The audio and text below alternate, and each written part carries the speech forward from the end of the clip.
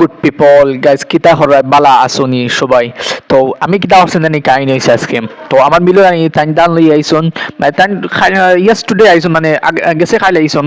তো আবাদে জানি সময় মেশিনে তোরা প্রবলেম হয়ে গেছিল, মানে একটা জিও বাইন গেছিল আর তো তাই আইসন আজকে পিচ্ছি মানুষ। এখন তাই ডাল ডাল দাম টুকরি দিকে মাপছি, এখন টান ডালাবা দিয়ে এখন আমি দাম মেশিনে গুলো স্টার দিলাইছি। আমার চুল তো উঠছে সকালে পেটা আইছে, আমি ঘুম থেকে উঠে গেছি, আমার চুল তো আর বাখারা বাখারা হয়ে গেছে। যাইক তারপরে আমি বাড়ি আইয়াও বাই গেছি, তারপরে দাম ঘুটাইয়া দিলেছি, ঘুটাইয়া দিয়ে আমি ওই বাড়িও বাইতেছে কত সমান ও ভাইয়া বুঝছেন হই আরেকজন আরেকজন আইসন, তো তারা দানুন খুঁটে দিলে ইয়ার।